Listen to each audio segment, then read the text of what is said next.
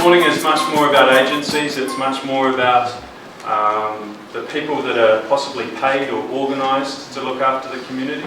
I think Jim's speech will challenge you to think about the role that you play and how the structures that we've put in place to look after the community have maybe eroded some of the things that we used to do because we enjoyed them and because they were part of being a healthy community.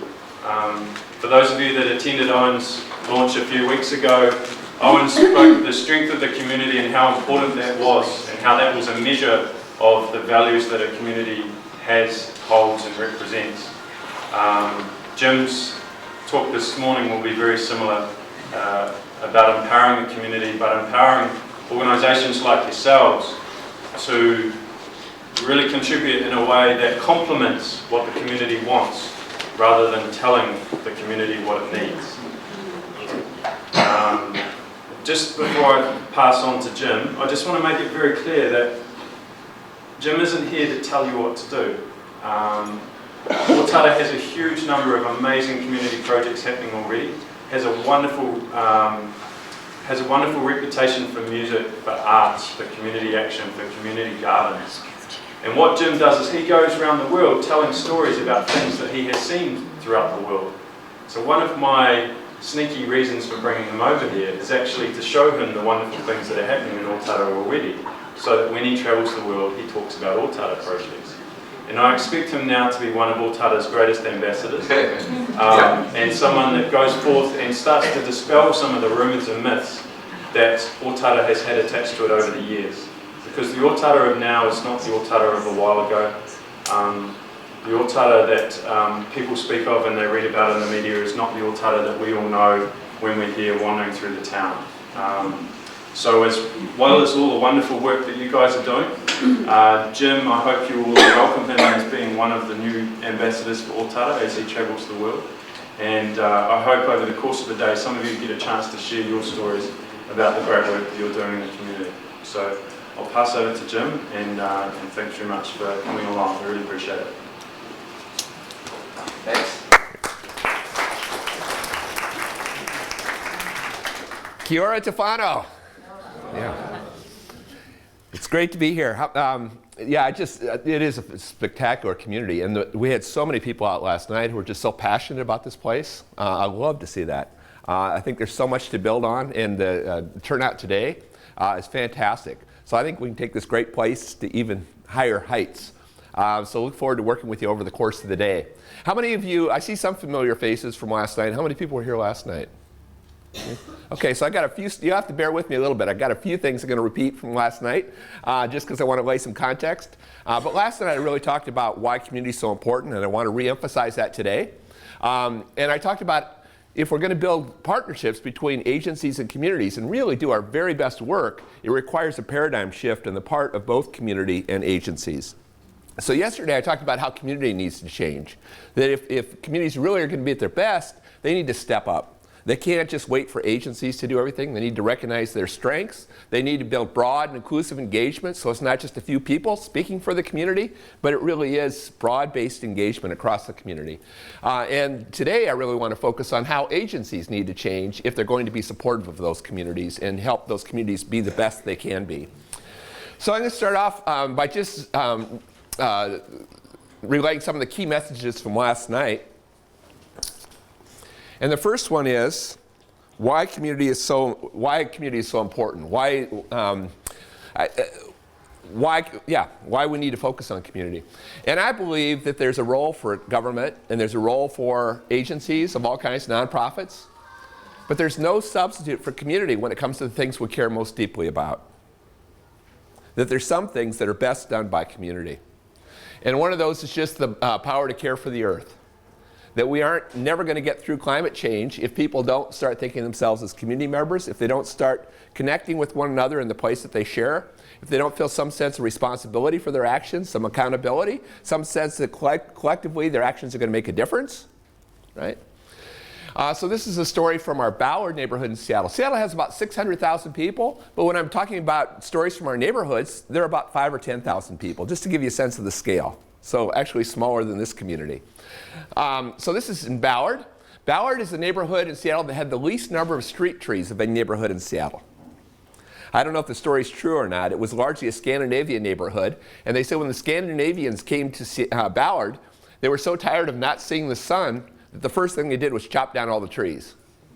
I don't know if that's true or not, but they had the least number of street trees, and they also had the least number of parks. And there was a woman there named Drvilla Gowan who cared passionately about trees. She wanted to see trees up and down the streets. So she put notices in the church bulletin. She put them in the Ballard News Tribune, the local paper. She put them in the corner grocery store, advertising for other people, trying to recruit other people who shared her passion. And she tried to find somebody in every street in Ballard who shared her passion. And if nobody came forward, she would go knock on every door until she convinced somebody that shared her passion for street trees. And then she turned in her matching fund application. I'm going to talk about her matching fund program in a little bit, along with all these pledges of volunteer labor. And trucks pulled into her neighborhood one day with 1,080 trees. They dropped them off at every block in Ballard. Drvilla knocked on the door of the block captain, said the trees are here. The block captain knocked on the neighbors' doors, and that day over 1,000 people came out, planted trees up and down the streets. People felt incredibly empowered. Beginning of the day, there's no street trees. The end of the day, we had tree-lined streets. They weren't big trees, but there were trees up and down the streets. Everybody got involved. You can see even the dogs watering the tree. Then they said we still have the least number of parks of any neighborhood in Seattle outside of downtown. So they walked around the neighborhood looking for potential park sites. Had a hard time finding them because the neighborhood's very developed. And they finally found this rundown house that used to serve as a nursery. And it was a huge public safety problem right next to the business district, a lot of drug deals going down there. And they convinced the city to buy that property for a park. The city had money to buy the property, but absolutely no money to design or build the park. So the neighbors did it themselves. Local landscape architect volunteered her services and worked with the other neighbors, and they designed and built Baker Park. Here's the entranceway into the park, some of the landscaping. Had some beautiful old trees in this park, and one of those was one of those monkey puzzle trees with the weird limbs. It had died. They're trying to figure out how to remove it. And one of the neighbors, who was Native American, had a better idea and carved it in place as a totem. And here's some of the detail. Sort of a bear with a frog in its mouth, kind of a symbol of returning nature to the city.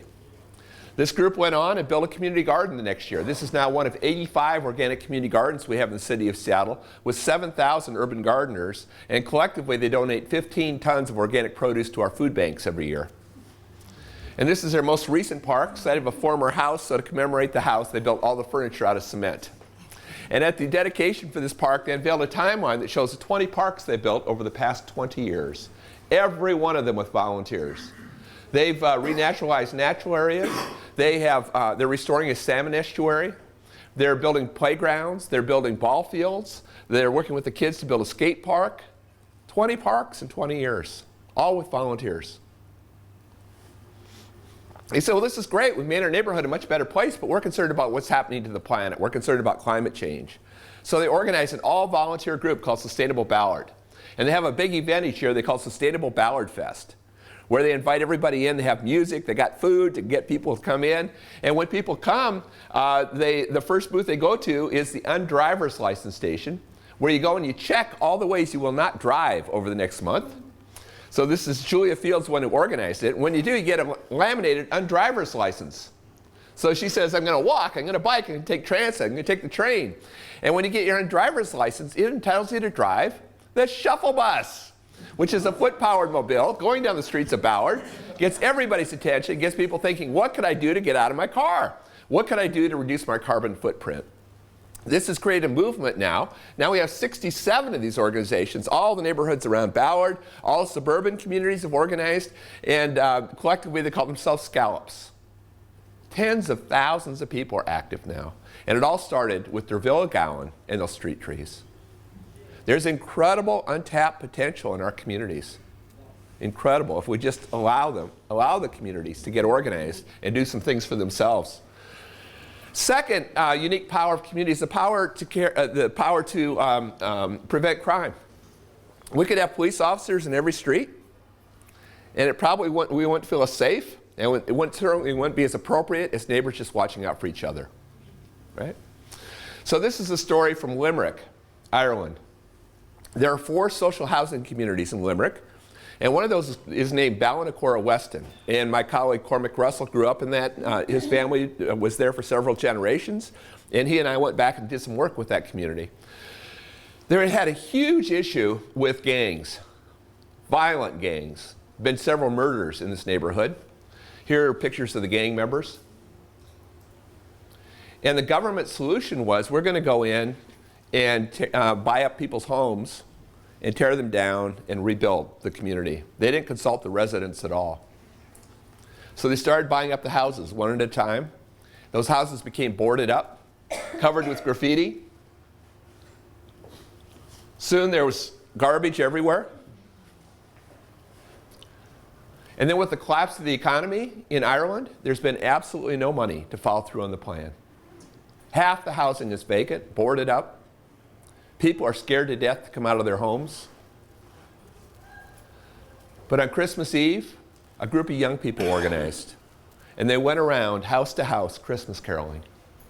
Incredible bravery, but it gave everybody else the courage to start coming out of their homes. And the young people went to the property across the street, and there was a big field there where all the drug deals were going down, where the gangs were hanging out, and they decided they were going to take that property back. And they went out and they painted out the graffiti. They cleaned up the gutters and the sidewalks. They recruited their parents to help them build planter boxes. They created a mural. And they turned that problem property into what they call the Garden of Hope. And now the residents are going through and renovating those facilities themselves and starting to live back in them. That's the power of community. And third, the power to care for one another. I think one of the silver linings of the economic crisis is that people are rediscovering how important community is. Because at the very time people's needs are the greatest, our agencies have the fewest resources to respond with all the budget cuts. People are realizing all they can really fall back on in an emergency is each other. So this is a story from Wollongong neighborhood in Taiwan. And this is the neighborhood leader. She's so proud of her neighborhood, she's created a fabric map of it. She came up with a great idea and gets each household to put a little placard outside their house that signifies what's special about that family. So her family works in the mines, so she has a miner on her placard. And her neighbor is really into gardening and into art, so that's what she's got on hers. And they take care of the local Buddhist temple. All the neighbors take care of it, make it very green and beautiful. This is all done by neighbors, by volunteers in the community through their neighborhood association. This guy creates this wonderful sculptures that he has in the park next door. And then there was this building that used to serve as a school that was vacant. And the neighborhood association, all volunteers, took that building over and operated it themselves. And they have a child care program, whereas people in the community were taking care of their own kids as a cooperative. Each day, different community members running the program. Really cute kids. They have classrooms, and people are teaching their skills in the classrooms for free. I walked into this room, and hundreds of people just singing their hearts out. And they have a senior center. But it's people taking care of their own elders. And they cook the most delicious food. It's not institutional food, it's community food. And for the elders, for the kids, and everybody interacts there. It's not like the elders are separate from the young people. It's about community. And fourth, the power to demand justice. That no major social change ever happens top down. It all happens bottom up. Every major change. In my country, civil rights movement, the women's rights movement, the gay lesbian rights movement, the environmental movement, the anti-war movement, every major change happens bottom up. And I certainly, we saw great examples today about the need for environmental justice in this community with what's happening to the fields and the pollution out there and the kind of stuff you'd never get in any other neighborhood that's happening here. And the only way to deal with that is through collective action. So the power of communities to make real change, to push for social justice. This is in London, where the churches and the mosques all joined together to demand that all the employers start paying a living wage to their workers, particularly new immigrants who are being paid substandard wages, can't even afford to live in the city in which they're working, and they're working hard. So they organized, and they're getting the hotels and the hospitals and the university and the city of London to all pay a living wage. And this is why they're able to do it. They've got lots of people engaged. This is one of their meetings. That's the power of community. They were able to get a contract with the Olympics so that everybody working in the Olympics, janitors, everybody, is paid a living wage. And a big chunk of the Olympic Village is going to be turned back to the community for permanently affordable housing operated by the community.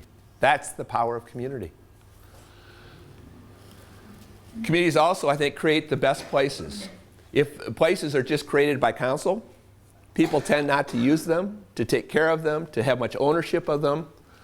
But when the community is helping to create them, it really reflects what's unique about that community, what's special about that community. People feel some sense of ownership. They watch out for it. They don't allow the vandalism. People tend to treat it with more respect, and they program it.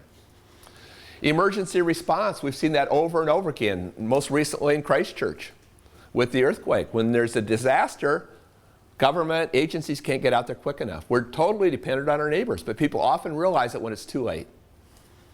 Our health and welfare, studies show that about 18% of health outcomes can be attributed to healthcare professionals. In many ways, our communities have a bigger impact on our health. They certainly influence our mental health. We're able to deal with environmental issues when we work together as a community to address those. We're able to deal with issues of inequality, all those things that affect our health. Our very happiness is dependent on community, and our democracy is totally dependent on community. The problem is, at the time we most need community, it's in its greatest state of crisis. Robert Putnam, a professor at Harvard University, wrote a book called Bowling Alone, where he tracks the incredible breakdown of community life in North America over the past 50 years. It's a really depressing book for those of us who care about community. It cites lots of reasons. I've added some of my own. Single-purpose land use. It used to be that our families would live, learn, work, play all in the same place. And I know that's a challenge in this community with transportation, because you can't do it all in the same place. You have to transport your kids to the recreation center, or transport them to the shopping center, or commute to work. And when your lives are so scattered, so disjointed, you don't bump into the same people over and over again. And it's hard to build community if you don't bump into the same people over and over and over again. Increased mobility. Used to be our families, generation after generation after generation, would live in the same village. And now how many people here have moved more than 5 times over the course of their life? Right? And when you're always moving, it's hard to build relationships. And if you know you're just going to move again, why bother? It's a lot of work. Right? Longer work days, fear in many places where people are living behind closed doors. And the more you're behind the closed door, the more fearful you become because it's fear of the unknown. Electronic screens. People say they don't have time for community, and yet they spend an average of 3 or 4 hours a day in front of the television set. Just spoke at a conference in Banff, Alberta. There was a researcher who reported that young people are spending an average of 10 to 12 hours a day in front of screens of all types. And social media can be a great thing to reinforce our personal relationships, but it cannot be a substitute for it. Increasing consumerism, globalization, where decisions and products are made further and further away from where we live. Increasing specialization, where our agencies have organized us the way they're organized. So the youth are separated from the elders, are separated from the people with disabilities, and you can't build community in silos. Increasing professionalization, where we have more and more professionals doing what communities used to do for themselves. Yesterday, we did a workshop for community members in the morning, and somebody said they've got a joyologist in their community. I thought, oh my God, we've even professionalized joy, right? And we create those professionalized positions, and everybody else kind of steps back because they don't know enough, right? They aren't the experts. We've lost that capacity in our communities. John McKnight, who I work with at Northwestern University, talks about how the bereavement counselor moved to his small town and helped everybody with their mourning. And so when that person came in, everybody else stepped back and stopped supporting their neighbors because there was a professional who knew how to do that better.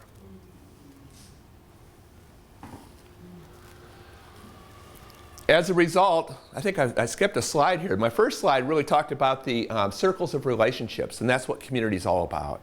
So there's several circles of relationships. One is the inner circle, which is our most intimate connections. It's with our families. And then the next circle is our circle of close friends. And the next one is just the circle of participation, where people would just see on a regular basis at work or at school. And then the outside circle is our circle of economic exchange. Or getting services from businesses, from social service providers, money that's dependent, or connections that are dependent on agencies. And this is what's happened to many of our communities, where we're losing those inner circles because the relationships are all to service providers and not to one another. As a result, John McKnight, Peter Block just wrote this book, and this quote just really hit me hard. We all say that it takes a village to raise a child, and yet in modernized societies, this is rarely true. Instead, we pay systems to raise our children. Teachers, counselors, coaches, youth workers, nutritionists, doctors, and McDonald's. We are often reduced as families to being responsible for paying others to teach, watch, and know our children, and to transport them to their paid child raisers.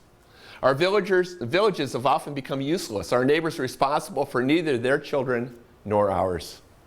As a result, everywhere we talk about the local youth problem. There is no youth problem. There is a neighborhood problem. Adults who have forgone their responsibility and capacity to join their neighbors in sharing the wealth of our children. It is our greatest challenge. It's our most hopeful possibility. It's just an illustration to me of how so many people are experiencing community these days. This is a little house owned by a woman in the Ballard neighborhood who lived there for 85 years. Developer owned the property around her, wanted to buy her house so he could tear it down and put in a large development. She said, "I'm not selling." He said, but I'll give you $1 million for that house. Her house is worth $150,000. She said, "I'm still not selling. My community is worth more to me than $1 million." She was a hero in her neighborhood. The developer responded by building right around her house. That's kind of an extreme example, but I think it's an illustration how so many people are experiencing community these days, where they feel that their places aren't being shaped by the people who live there, by the residents, but they're being shaped by outside money and by outside powers. And how even in places where there's a pretty strong sense of community, there are so many individuals who are disconnected, who are isolated, who aren't a part of our community. So I want to talk about steps that agencies, that all of you can take to help rebuild community. Because you're all doing this work because you care deeply about community. You want communities to be at their very best. So I want to talk about steps we need to take to move towards real genuine partnerships with our communities. Okay? And the first step that I think we often overlook is that before we start helping communities, we need to reflect on some of the harm that we inadvertently do to some of the very communities we're trying to help. And here's some of the ways I think agencies of all types can inadvertently harm communities. One is, it seems to me that agencies tend to set the agenda. That we're always going out there organizing people around our agendas, what we're paid to be passionate about, or what we're passionate about, what we got a grant for, and organizing people around those issues, and it leaves very little time for the community to organize themselves around the issues that are most important to them. We're always setting the agenda. Secondly, and I say we because I've worked in lots of agencies. I was director of a city department. I directed a community development corporation. I was part of the problem. Secondly, don't force the community into the bureaucracy silos. So the strength of agencies is that we really have that expertise and that laser-like focus on what's important to us, whether it's domestic violence, or whether it's the environment, or whether it's youth or seniors. But that's not the way our communities are organized. In communities, everything comes together. People look at things much more holistically. Third, don't take people's time without showing results. I think government, and I worked in government, is particularly guilty of this, but oftentimes do lots of public process, lots of public meetings, lots of input. but it's not always clear how we're using that input. And I don't think they've always thought ahead how we're going to use that input. So people come, they participate a lot, and they don't understand a connection between their participation and any kind of results. And even if there are results, we often don't feed back to people, we did this because of what we heard from you. And if people don't see a connection between their participation and some kind of results, they're going to learn it doesn't pay to be involved. They're going to step back. I think we've turned so many people off from community engagement through our processes. Fourth, don't make the community dependent. I think, again, well-meaning agencies often reward people in the community, say, you're working really hard, we're going to start paying you for doing the work that you were doing as a volunteer before. And there's some merit in that, but the problem is when we pay somebody to do that work, pay a leader, everybody else steps back because now it's this person's job. And then when we have budget cuts, and we're getting huge budget cuts in the United States now of all those nonprofits, those positions are the first ones to get cut. And the community's lost its capacity to do things for themselves. And then fifth, don't undermine the community. The iron rule, I started as a community organizer, and the iron rule of community organizing was never do for people what they can do for themselves. That's the hardest rule for any of us to learn because we're all doing this work because we care deeply about our communities. But often in our efforts to help the communities, we've taken away all their agency, all their power, because we're doing for them what they could do better for themselves. So when I was doing community organizing, I was trying to bring people together to have a strong voice with city government, trying to bring mass numbers together. And I was working with people who'd never been active before in their communities. And I remember one guy went to the city council and he went to testify at a city council hearing. He was so nervous, he took the microphone and he put it in his ear and started talking. And I wanted to jump up and rescue that guy and give his talk for him. But if I'd done that, I would just reinforce the lesson that he has no power, that he's totally dependent on an outside professional. When I first started working, I was working so hard at my job, and I met with my mentor in the first week, and he says, Jim, tell me what you did not do this week. I said, what do you mean, what I didn't do? I was working really hard. He says, but the point is, your job is to help empower the community. Your job is to help rebuild the capacity of community, to build leadership. It's not to do for the community. It's not to advocate for the community. It's to help the community itself have its own voice. Tough lesson to learn. And I'm not one of those people, I'm not one of those Tea Party people from the United States who thinks we need smaller government or fewer nonprofit organizations. We all have more than enough work to do. So I'm just suggesting that we focus our resources on what our agencies do best. There's a reason we have our agencies, because there's some things communities don't do so well, right? So focus our resources on that and use the rest of our capacity to rebuild the capacity of communities to do what they do best, okay? The second step in moving towards partnerships is to remove agency barriers to partnerships. So I think there's all kinds of barriers that we put up to really getting the community actively involved. One is decisions tend to be made at a very centralized level. Now that Auckland is much larger, it gets made, centrally, and people tend to be active at a very local level, on their street, in their neighborhood. And if decisions are being made at this level and the community is active at this level, there's disconnect between where people are active and where decisions are being made. So the more we can drive as many decisions as possible down to the lowest possible level, then people can really be engaged and be empowered. Secondly, oftentimes in the name of standardization, efficiency, treating everybody equally, we treat every place the same. And we use cookie cutter approaches. And it doesn't recognize the unique cultural character of the people or the physical character of the place. Third, inaccessibility. That oftentimes our offices are located in a central place and people have a hard time accessing those. Language.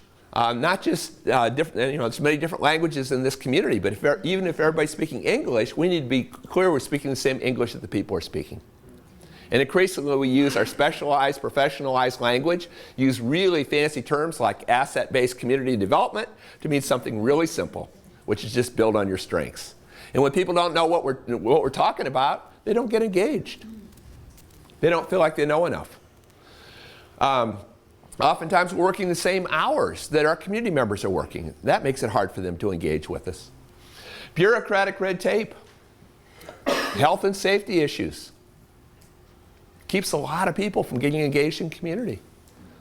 It's legitimate issues, but how do we work through those to really help communities be able to step up and do things again in their communities? And know-it-all attitude. Again, not apologizing for the expertise that we have in our agencies. It's very valuable.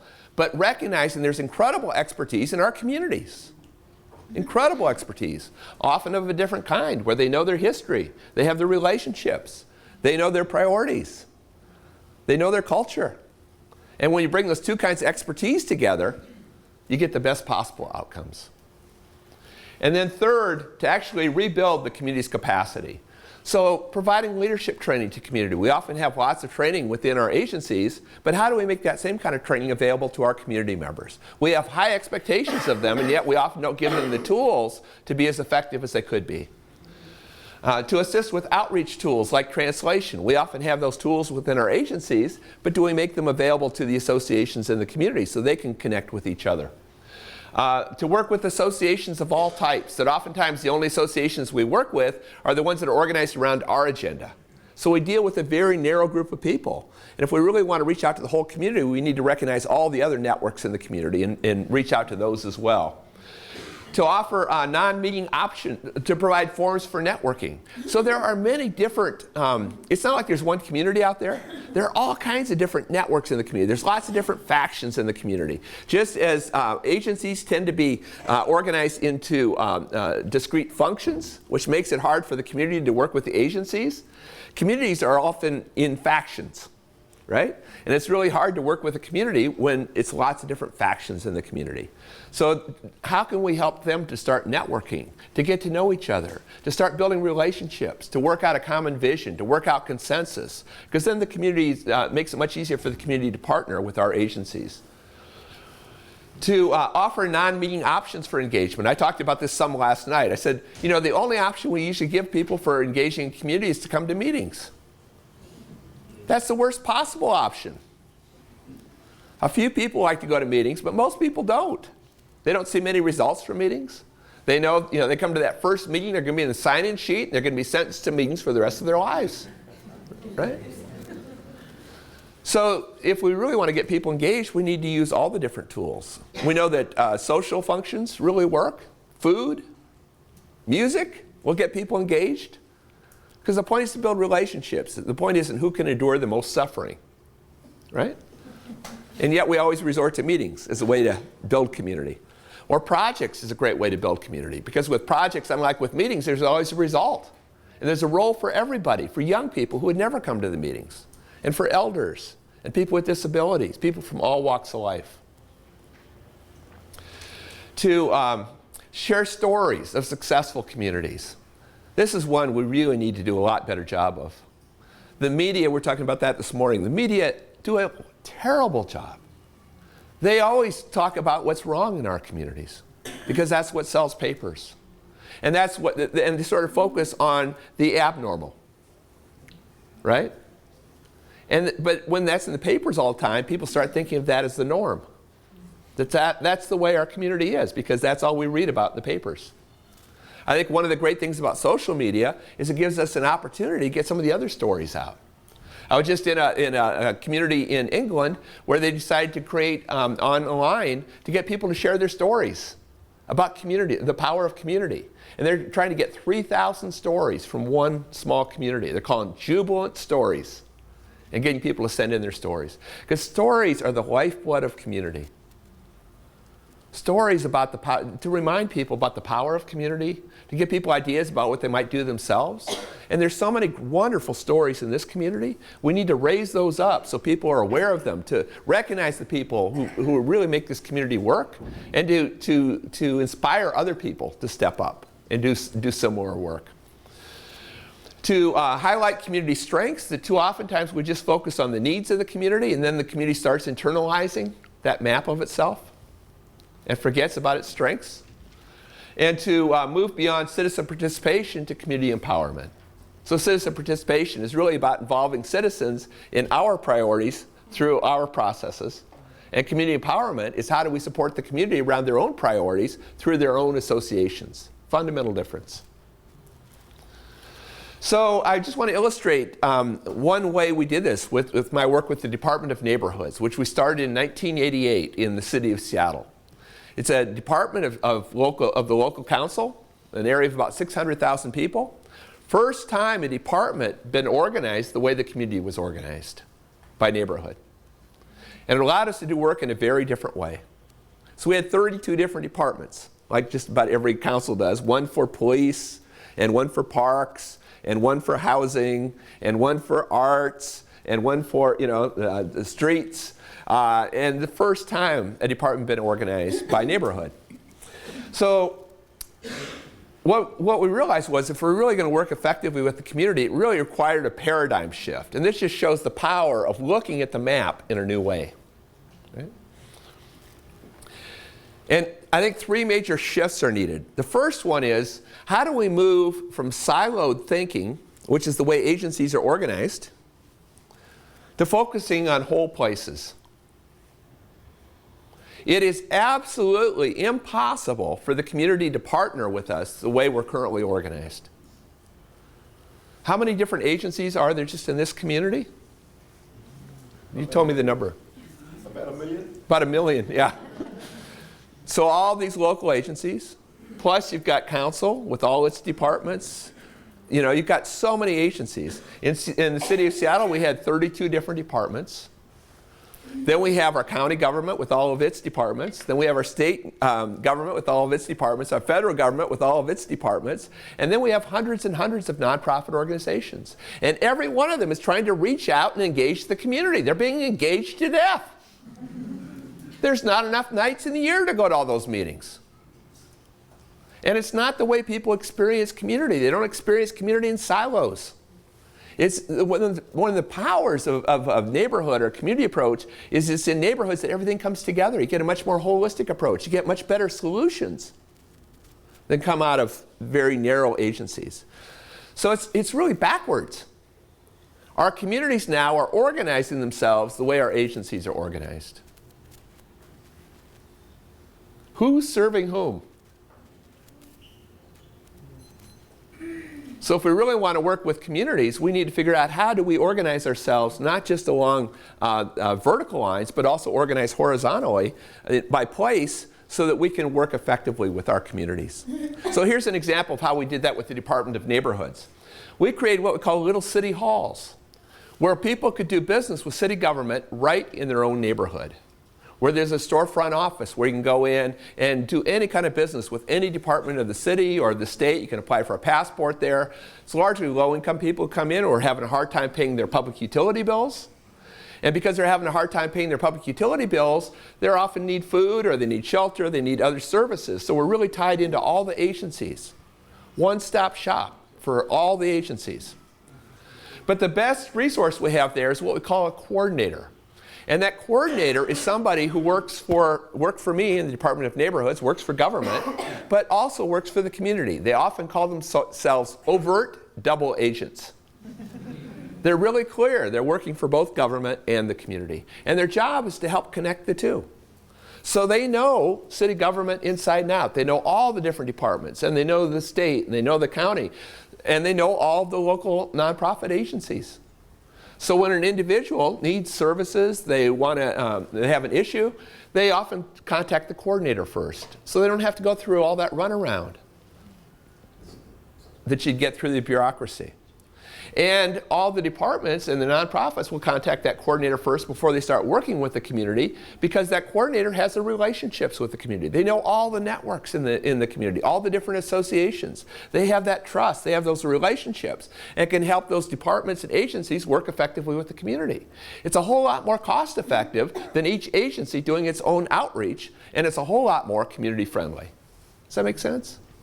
I was in Kootenai in British Columbia, and there they the Human Services had formed a cooperative where all the agencies came together and to share their resources, and they hire one coordinator for each town or neighborhood so that they have one person who can do the outreach for all the agencies. Much more community friendly, much more cost effective.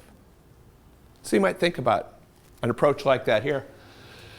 The second step in moving towards partnerships is to move away from this map of our communities and to start looking at this map. So this is the map that agencies create of our communities. Often say that agencies need needs. If there weren't needs in the community, we'd all be out of work. And thank God we have agencies, because there are a lot of needs that can't be addressed adequately by the community. There's a lot of people who'd fall through the cracks. There's a lot of issues that wouldn't be dealt with satisfactorily if we didn't have our agencies. Oftentimes in our effort to help the community, the first thing we do is to do a needs assessment, to figure out what are all the problems in this place. How can we be most helpful? And that's a very legitimate exercise to go through. It's important to identify what those needs are so we can figure out how we can help. The problem is that's often where we stop. And we forget about this map of the communities with which we're working, all of the strengths of that community. Because this map is the basis for partnership. If the community's bringing nothing but needs to the table, all the power is with the agencies. When the community is bringing their strengths to the table, it's about a real partnership. And in many ways, communities have started to internalize this map of themselves because their communities have been labeled as disadvantaged. And they've forgotten about the incredible riches that they have within the community and always looking to the agencies for all the solutions. So if we really want to partner with communities, we really need to raise up this map and remind communities about the incredible strengths that they have. So one of the ways we did this with the Department of Neighborhoods is we started up a program called the Neighborhood Matching Fund. And the idea of this program was to help communities do their own projects, take their own initiatives. And we gave them a little incentive. We said, we'll give you some money if you provide an equal match of volunteer labor. Valued at $10 an hour initially, now it's up to $20 an hour with inflation. I had a really hard time selling this idea to our city council. This is for projects that have been priorities for the community, but had not been a priority for City Hall. So we said, for those kinds of projects, let's meet the neighborhood halfway. We'll provide a cash match from the city in exchange for the community's equal match of volunteer labor. And we want to make this available to any group of neighbors. So this isn't for the incorporated organizations. It's not for the nonprofits. It's just neighbors who want to come together to do a project. And we're only going to fund one-time projects because this isn't for staff. This isn't for operating costs. It's not for rent, because we want to build capacity. We don't want to create dependence. And we want to keep the fund flexible over time. And all the funding decisions will be made by the neighborhood leaders themselves. I took this idea to our council. I asked for $150,000 the first year to implement the program. And it was very controversial. Why should we put any money into projects that aren't our priority? We don't have enough money for everything that is, they said. But finally, on a vote of 5-4, not exactly a mandate, they approved $150,000 for that first year. We supported 22 community self-help projects that first year. They were so successful that the next year, our council voted unanimously to increase the fund to $1.5 million. And they subsequently increased it to $4.5 million a year. So we support about 400 community self-help projects every year in Seattle.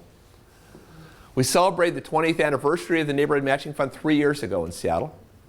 And over that time, more than 4,000 projects have been completed. And there's evidence of them in absolutely every neighborhood, greatly reinforcing the quality of life and holding up what's special about each place. The city's $50 million investment over the years has leveraged $70 million in community resources that under the old model where people were looking to government to do everything, never would have been tapped. But the best benefit is it's newly involved tens of thousands of people in community life because we've finally given people a way to get involved other than going to meetings. So I want to share a few examples of projects that have resulted from that program. Sorry, Jim, how many projects? Over 4,000 projects. Yeah. So this is in our High Point neighborhood. This is public housing, largely immigrants from Southeast Asia and East Africa. And didn't you see we're there? Yeah, yeah. So this is a community garden that they built themselves, and it's a market garden where the residents are actually allowed to sell the produce to the larger community. So it's a great way for low-income residents to make a little bit of income, but it's also a wonderful way to make connections, to make cross-cultural connections, because they're often sharing food, produce, that the people who are buying it have no idea what it is, right? And so they share recipes, they do potlucks together. Food's a great way to build community. Yeah, here they are, people picking up their produce on Saturday. Every one of our playgrounds in Seattle has been redeveloped by the community, by volunteers, both in our schools and in our parks. It used to be every one of our playgrounds looked exactly the same. I think our Parks Department got a really good deal. But now each playground reflects what's special about that place. So the first playground to be developed was in the Alki neighborhood. And when the neighbors came together to design the playground, some of the kids showed up in wheelchairs. So they built the first wheelchair accessible playground in Seattle. So much innovation comes out of community that would never come out of the bureaucracy. This is in northwest Seattle, where neighbors had worked for 20 years to clean up Piper's Creek to make a better salmon habitat. They educated neighbors about not using fertilizers, about not using pesticides. They revegetated along the creek, took out the invasive plants, reforested with native plants. They built salmon weirs. And one night, after 20 years of work, I got a call from Nancy Momgren, who was the volunteer leader, and she said, "Jim, the salmon are back." I raced across the city, because it's the opposite end of the city, and I got up there, and there were hundreds of people out celebrating the return of the salmon, because they'd all played a role in making that happen. They said, "Well, this is pretty cool, but now that we got salmon back, we'd like to get kids into our park. We don't have a playground. We need to get kids." So they had a design meeting, and at the design meeting, one of the kids said, "I'd like a salmon playground." The adults are all scratching their heads, because nobody had ever seen a salmon playground before. But then a local artist said, "I've got an idea." And he built a 19-foot-long salmon that's so big that you slide in the mouth and you come out the tail. And then you climb into a cave and you climb over boulders, and it gives kids a sense of the struggle that salmon go through to get back to the city of Seattle. So where you go in, and you land in a full rubber sea. All kinds of facilities been renovated through the matching fund. This is a log cabin that was rotting away in West Seattle, and the community renovated it to become an historical museum, all with volunteers. This is a longhouse that was built by our Duwamish tribe recently as a gathering place for their community. And here's the opening ceremony. This is in our Fremont neighborhood, where they're having a huge problem with drug dealing and with illegal dumping underneath the bridge. I think in any other neighborhood, they would have put fences up on either side to keep out the problem. In Fremont, they had a different idea. They got lots of artists. So they said, this space is kind of cool. It's almost like a cathedral with this high ceiling, these big columns. They started calling it the Hall of Giants. And they said, we'd like to get $24,600 so we could put some public art under the bridge. I said, well, what's it going to be? They said, well, we don't know yet. Once we get the money, then we're going to put out a call for artists, and we're going to put the models on display and let the people vote for which one they want under the bridge. I said, man, we can't fund that. We don't even know what it is. But as I said, it's the neighborhood leaders who make all the funding decisions, and they like this idea. So they agreed to fund it. This is the first year of our matching fund when the program was still pretty controversial. So I thought, oh my God, this is going to be the end of the matching fund.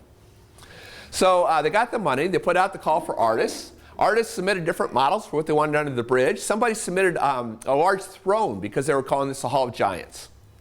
Somebody else submitted a larger-than-life construction workers and engineers, kind of a tribute to the people who built the bridge.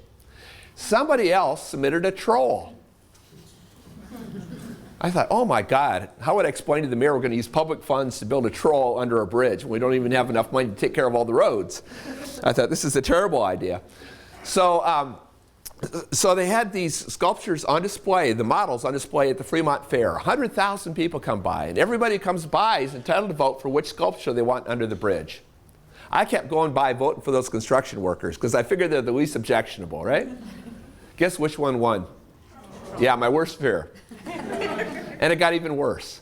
because a few days later, the art critic from the daily newspaper wrote a scathing review. She said, this shows the public should never be involved in public art decisions. The people have no taste. This is a terrible waste of public funds. I thought, oh my God, that's it for the matching fund. But her column so incensed the community, they started rallying behind the troll. They started doing street dances to raise money for the troll. The kids wrote a troll rap. I went to the neighborhood one day. There were 10-foot-long footprints up and down the streets of Fremont, like the troll had been walking through the neighborhood. So they raised the money. They built the troll. Here he is. That troll is so big, that's a real VW that he's got there. Sort of an environmental statement, like you lifted it off the top of the bridge. There was some vandalism early on. Somebody broke out the window in the VW. But the neighbors organized. They formed a troll patrol. They put lighting on the troll. They do regular walks around the neighborhood and around the troll to make sure the troll and the neighborhood are safe. And it's what happens when people start to take ownership of their communities again. They don't just call up, if there's problems, they don't just call the city and say, hey, we got problems with your troll. It's their troll. They take care of it. And they program it all the time. And now people come from absolutely all over the world to see the troll. And when they come, they shop in the local business district. But there's always legitimate traffic underneath the bridge, so we don't have a problem with public safety. Again, another incredible innovation that came out of community. Can you imagine the police department saying, hey, we got a problem under the bridge. Let's bring in a troll, right? So here's the keys to success for that program. Is real ownership by the community, outreach beyond the usual suspects. So this isn't funding for all the groups that are looking for grants. This is money for just neighbors who want to come together to do a project. The volunteer match is absolutely what makes this work, so we don't lay the money on whoever's the best grant writer, or the person who's best politically connected, or the person who can show the most need. It goes to the person who can really galvanize their community around a shared vision. Training and technical assistance, minimizing the red tape and paperwork, supported by the council as a whole, and then just sharing stories to inspire people, get people thinking, hey, you know, they created this troll in this neighborhood. What do you want to do to top that, right? So matching funds now are being implemented all over the world, following this model in Seattle. In the UK, they're creating a matching fund that's nationwide because they don't have money. Because they recognize the opportunity to leverage all these resources in the community. They're doing them all over Australia. Sydney's got a matching fund. Port Phillip's got one. Wodonga's got one. Shepparton's got one. And it's just small amounts of money. You don't need much more. You don't need $4.5 million. $25,000, $50,000 would be enough for a matching fund. But it's just a great way to get people engaged in community, rebuild community. So you might think about, you know, implementing one of those here as well. And then the third major challenge is how do we move from top down to community driven? Agencies tend to be top down. They aren't democratic like neighborhood associations. You know, it's the CEO says this is the way we're going to do things, or the board says this is the way we're going to do things. It's very seldom driven by the community's agenda. And again, sometimes the agency needs to drive it because there's some things the community's not paying enough attention to, right? But to the extent possible, how do we help support the community's initiatives? How do we help the community around their own priorities through their own associations? So we started up a neighborhood planning program in Seattle. Neighborhood groups said, this is fantastic. You've empowered us to do single projects through the matching fund. But if you really want to give us power, you give us the power to plan. And I was a little cynical about planning because I'd never seen much happen with plans. You know, it seems like plans usually just sit on the shelf. Does that happen here at all? Yeah. You know, because there's very little ownership of the plans by the community. Usually only the planner owns the plan or understands the plan. So there's really no constituency for the plan. Nobody to hold the council accountable for making sure it gets implemented. So I was kind of cynical about it. But we decided to start up a neighborhood planning program because the neighborhood's really demanding it. And this is what I see as the keys to neighborhood planning, to successful neighborhood planning. One is that we do it within the context of the council's plan so that we aren't planning in a vacuum. Secondly, that the community can initiate the planning themselves. That always makes all the difference. If it's a project, if it's an idea, if it's a plan, if it's the community's idea, they're going to make it work. If it's the agency's idea, they're always going to look to the agency to implement it. So it makes a huge difference where that initiative comes from. Secondly, the community, we wouldn't fund a community to do a plan until they brought everybody in the community together. We said we are not going to fund just one group within the community. You need to bring all the stakeholders together before we'll fund a plan, because we want to create a whole vision for the community and not just support one faction of the community. Fourth, the city provides funding and technical assistance. Fifth, once the community's done this and brought everybody together, we'll give them money so they can hire their own planner. That makes a huge difference. So when the community hires a planner, they look for somebody who not only has good technical expertise, but somebody who's really good at engaging the community, and somebody who actually understands the value of engaging the community. Isn't just going through the motions, but recognizes the incredible expertise that could be tapped, how important it is to tap that perspective of the community. And probably most importantly, that planner is accountable to the community, not to council, but to the community. Makes a huge difference. The community is able to define its own scope of work. So when our city did plans, it was done out of one of those siloed departments, and usually the plan was just about land use or just about capital improvements.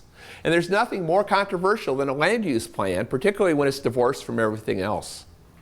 When the community plan, they plan for what's important to them, and it might be public safety, it might be economic development, it might be affordable housing, it might be parks and open space, it might be arts and culture, it might be transportation, it might be education. Usually it's all of those things because communities think so much more holistically than the bureaucracy does. And then fifth, the community drives the planning throughout the process. So when my neighborhood did a neighborhood plan, there were 250 people at the council demanding that plan be adopted. And we invited the mayor out every year for an accountability session and said, we want to know what you did to implement our plan over the past year and how you've put it into your work program and budget for next year. So a high level of accountability we'd never had for our plans was possible because people put their blood, sweat, and tears into creating these plans. But I think more importantly, the community took a lot of ownership themselves and stepped up and said there's some things we can do ourselves to implement the plan. So a lot of the recommendations are carried out not through city resources, but through community resources. So I want to give one illustration of how this works. This is in our Delridge neighborhood in Seattle. Delridge is a neighborhood unlike our other neighborhoods in Seattle in that it doesn't have a center to it. It doesn't have a business district, right? Delridge is really defined by an arterial, a way to get somewhere else, to White Center. So it's very auto-oriented. It's lined by convenience stores and gas stations. And as a result, there's not much sense of community because there's not that bumping place, that place where people, kind of a center where people can identify with. But because Delridge is largely underdeveloped, it still had the best natural environment of any neighborhood in Seattle. It had a third of the city's green belts, wonderful creek, the longest contiguous creek in Seattle, Longfellow Creek, which is a 4-mile creek, right off of Delridge Way. But as the other neighborhoods became developed and the developers ran out of room, they discovered Delridge. We got some of the worst possible development. Because this is a very low-income community, very multicultural community that wasn't organized, that didn't have any power. So they had no say in what happened to their community. So here's what happened. They ended up with a big box retail built right on top of the creek. And here you can see the development sign going up saying development's coming. And they clear-cut that forest on Delridge Way and replaced it with the worst possible development where all you can see is garage doors instead of front doors. And this is Vivian McLean. Vivian was just sick about what was happening to her neighborhood. Vivian was the most special person. She's a peace activist. She got arrested numerous times at the School of the Americas. She's an environmentalist. She was a school teacher. And she was recently retired. And she was sick about what was happening to her neighborhood. So she said, we've got to do something about this. So as a volunteer, she went around to little pockets of people all over Delridge and started organizing neighborhood associations. She organized a dozen neighborhood associations all over Delridge. Incredible work. And then she pulled them together so they could work together to stop bad development in the community. And they were largely successful at keeping more development away from the creek, at preserving the green belts. But finally she said, you know, I'm putting all my energy into keeping my neighborhood from becoming a worse place. I'd like to put some energy into making it a better place. So in 1995, they organized a community development corporation, and the first thing they did was to do a neighborhood plan and involve the whole community in creating a vision for what their community should look like. And their vision was, we want to get a center to our neighborhood like every other neighborhood has. And we want to get the kind of public facilities that other neighborhoods take for granted, but that we don't have because we haven't had any political clout. And as we make our neighborhood a better place, we want to preserve our natural environment. And as we improve our neighborhood, we want to keep it affordable. We don't want it to gentrify. We don't want to create a better neighborhood for somebody else. We want to create a better neighborhood for the people who live here. So that was their vision. And here's what resulted. Neighbors came together and they removed the invasive plants from along the creek and reforested with native plants to make that really special place. They created a 4-mile trail system along the creek, all with volunteers, to connect people with nature and to connect the neighborhoods with one another, including this wonderful fishbone bridge that spans the creek. They worked with new immigrants and refugees to build community gardens. This is all through community action, using community resources. Then, right in the center of the neighborhood, at Delridge and Brandon, on a vacant lot covered with blackberry bushes, they said, this is going to be the center of our community. And they built a 3-story mixed-use development. The scale was unlike anything else in that single-family neighborhood. And it has retail space, it has a little city hall, and upstairs, condominiums affordable to low-income families, with a common courtyard so that they can create a bumping place and build a sense of community. Then they lobbied the city and said, we want to get a library like the other neighborhoods have. And because it involved so many people in the planning process and had such political clout, the city agreed. But before the city even had a chance, they designed that library themselves. And they invited the city out and said, this is what our library is going to look like, and it's going to be part of our neighborhood center. And because the community was so united, the city agreed. And here's what they ended up with: a library with low-income housing up above it. That's something that would never come out of our city government, because our library department is siloed and it just builds libraries. You get so much more interesting, holistic approaches coming out of community. And I tell you, the families who live here feel so proud. Bill Gates does not have that big a library in his house, right? And they issued 3,000 new library cards in the first 6 months because immigrants, refugees, kids finally had access to a library. There was another green belt that was threatened with development, and they said, we want to show development could be compatible with the environment. So they purchased the 6 acres. They sold 3 acres back to the Parks Department. And with the other 3 acres, they built a fairly dense development for that neighborhood. And it's kind of a co-housing model where the units face each other, where there's a common courtyard to build a sense of community, where there's a common building with computers, with common child care. You can see it's very green with solar panels, lots of recycled materials, natural drainage.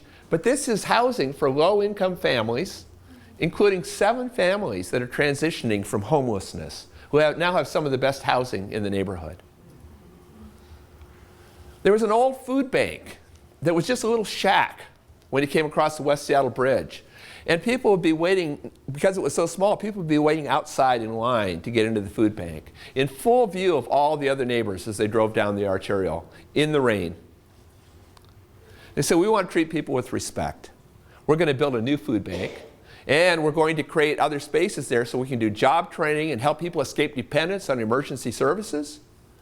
And upstairs, they built another 32 units of low-income housing. Again, with a common courtyard to create that sense of community. But their key recommendation of their neighborhood plan was, we've got this old school, Cooper Elementary School. It's the gateway into our neighborhood. It should be our pride and joy. Instead it's a symbol of neglect and disinvestment of our neighborhood, because it's been closed and boarded up for 17 years, covered with graffiti. Sends a very negative statement about our community. Any other neighborhood, it would have become high-end condos, would have been redeveloped as a shopping center. Here it just sits. And this is the home of the first African-American school teacher in Seattle.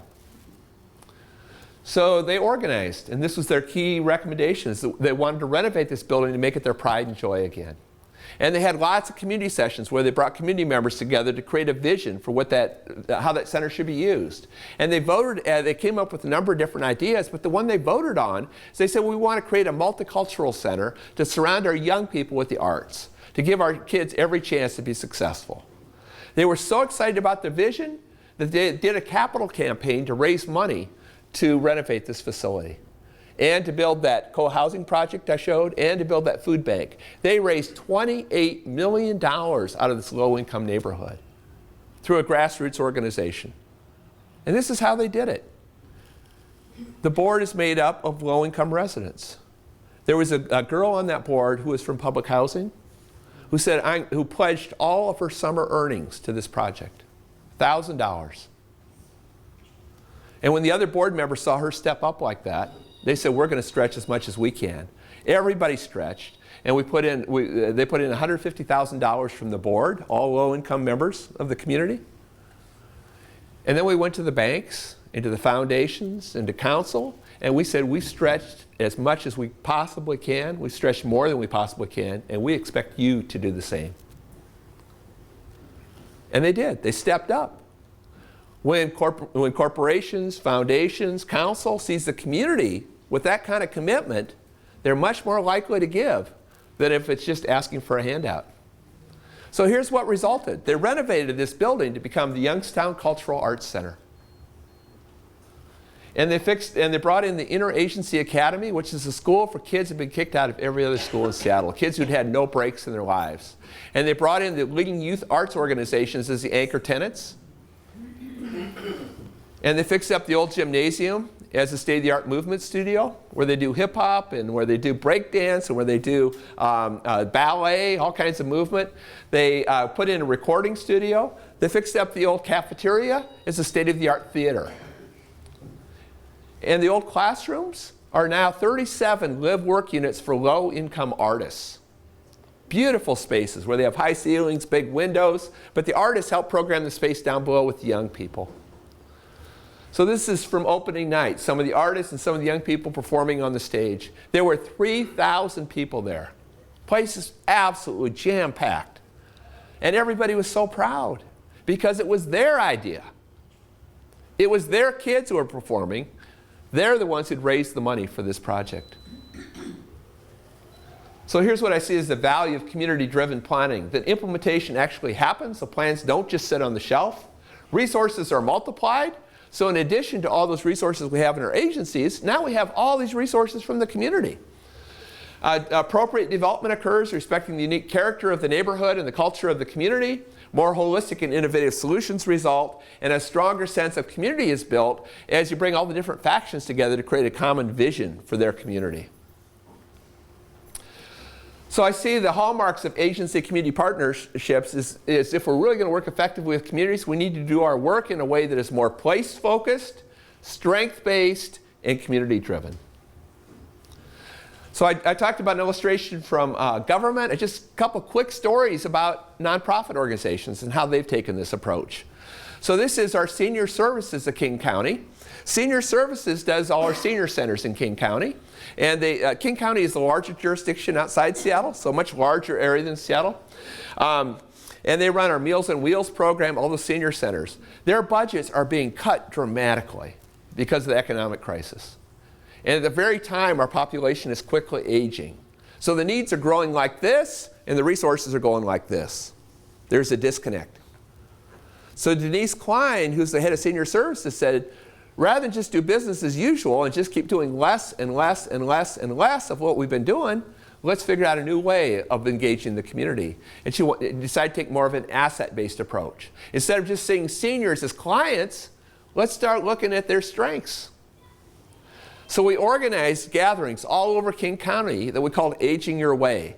And in each town, in each neighborhood, we had a gathering. Had about 75 people there, and we invited in the baby boomers, people like me.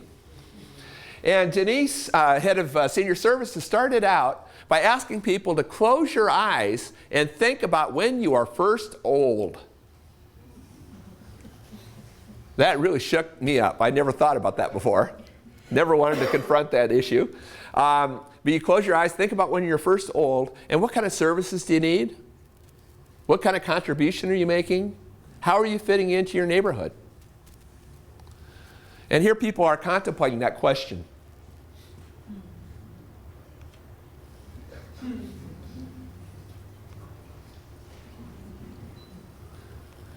And then I had people do a little brainstorming, thinking about what would your neighborhood or your community need to look like in order to allow you to age in the way you would like. What would a senior-friendly community look like? And then gave people a big piece of paper, and collectively around their table they would draw a vision about what would a senior-friendly community look like. And here they are presenting their visions. And their visions were so much broader than what would have ever come out of that agency. Because the number one things, the key things we heard was we want the opportunity to interact with young people. Something that never happens in senior services.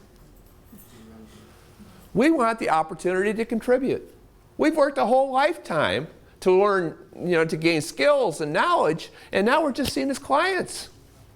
We got a lot to offer. We want to contribute to our community. We spent a whole lifetime screwing up the environment. And now we want to pay it back. We want to live in a green community. We want to have a walkable neighborhood because we'll have issues getting around. So they created these visions, and then we had graphic artists who put them all together to create a composite vision for the neighborhood.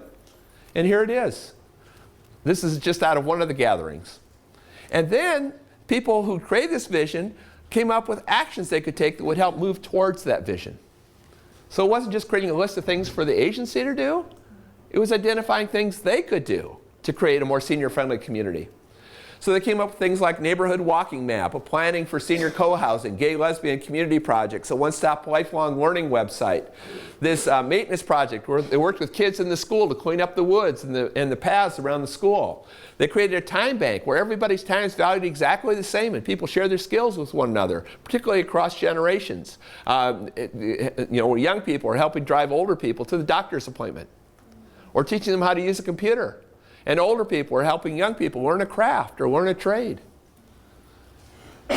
My favorite project they came up with was an intergenerational multicultural dance party.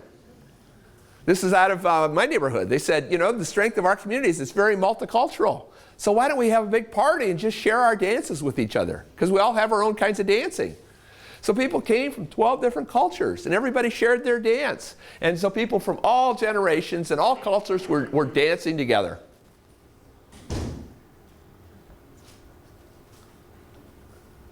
You can see all generations here. She was our DJ. But people had so much fun. They said, can we do this again next month? And now they're just having their 7th one next month. And the numbers of people just keeps growing. And finally, just a story from our High Point neighborhood in Seattle. High Point is a neighborhood in Seattle that is a social housing community, very multicultural, people from all over the world. But it's one of those places where I think we have more agencies than we have residents. And people are so used to, when they have a need, to always looking to the agencies to address it. There was one of those agencies, Neighborhood House, that got a grant to create a healthy community. And so they're trying to figure out, how do we involve the residents? Because that was a requirement of the grant. Nobody would come to their meetings. So they finally started paying people to come to their meetings. Kind of sick. Right? And so they formed an advisory committee, and they met with them, and they asked them to come up with a list of things they could do to create a healthier community. And all they did was come up with lists of things for other agencies to do. But those agencies didn't, their budgets are being cut. They didn't have any resources for new initiatives. So trying to figure out, what are we going to do? I said, could you get some of your neighbors involved? And they said, they really don't care that much about fitness or that much about nutrition. We're always trying to engage the community around our priorities, right? If we follow their priority, they're much more likely to get engaged. So I said, what do you guys care about? They said, we just want to create an awesome community. I said, okay, how about if we have a big gathering about what would an awesome community look like and how do we get there? They said, okay. I said, what would get people to come? They said, if we had food, people would come. I said, well, I got a little bit of money. I could pay for the ingredients for the food if you could cook it. So we had food from absolutely all over the world. It was the most multicultural feast you can imagine. People were so proud to be able to serve their own food. And then they said if we had entertainment, people would come. I said, what kind of entertainment's in the community? And there was a senior who said, I'm part of a line dance group. And so they came out. Some of them even had walkers. They were out there doing their line dance with their walkers. But the kids loved it, jumped up and joined them and said, can we do this with you every month? And then had people do a little brainstorming about what would an awesome High Point community look like? And what kind of actions could help you move towards an awesome High Point community? And this woman said, I'm from China. I'd love to start up a tea house as a sort of a bumping place, a gathering place where neighbors could get together. And there were some Somali elders in the corner who said, we don't drink tea, we drink coffee. She said, okay, we'll have a tea and coffee house. So here they are planning it together. This guy said, I love to exercise. I'll lead exercise classes, but I'm a terrible organizer. If somebody helped me organize the classes, I'll lead them. So a group of people joined him to help organize the exercise classes. And this young woman said, I love to play soccer, but because of my religion, I can't play outdoors. I want to start up an indoor soccer league. So that's underway. This woman said, we made this incredible feast tonight with food from all over the world. That's our gift as a community. I'd like to start up a multicultural catering company as a way to make some income for low-income residents and a way to share our gifts with the larger community. What other catering company could come up with such a diverse range of food? And this guy, Solomon, was the most articulate. He was just amazing. He just stood up there. He was so calm. He just says, you know, all my friends in all the other neighborhoods have wonderful parks and playgrounds and swing sets. I want a swing set. And there were some elders in the corner who said, you know, we do regular walks around the neighborhood. We get tired. We just want to create, we'd like a bench. How about if we create a park with a swing set and a bench? 6 months later, they came together. And they started building that park. They're building the bench. And they built the swing set. And here's Solomon in his new swing set. But that's the power. That's the power. When agencies start to work in a new way and start to focus on whole places, on the strengths of the community, and allow the community to take some initiative and help support those initiatives. And I tell you, it makes our job so much more satisfying when we can rebuild those social connections among people, give people a sense of their own power, help people not feel dependent. It's better for all of us. So I really look forward. Thanks for sitting through this morning. This afternoon, we're going to do a workshop based on some of these ideas. And this afternoon, what I really want to do is talk about what are, and have you involved in identifying what are the real strengths in this community that we can build on. And then we're going to do a process very similar to what we did in High Point and with the senior services, where we're going to do open space. And if you have an idea for a project you want to work on, or you have an idea for an issue you want to address, you know, like how do we support young people in our community, or if you have an idea about how agencies could work better together in support of the community, we're going to do open space so you can stand up and champion your idea and try to get other people to join you to start working on that idea this afternoon. So I'm hoping some things will come out of the session this afternoon.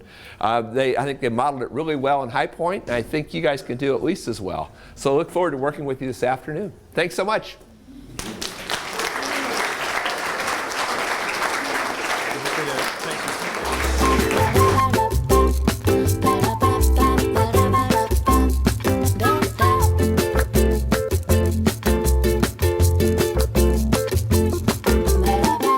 Ba ba ba ba ba.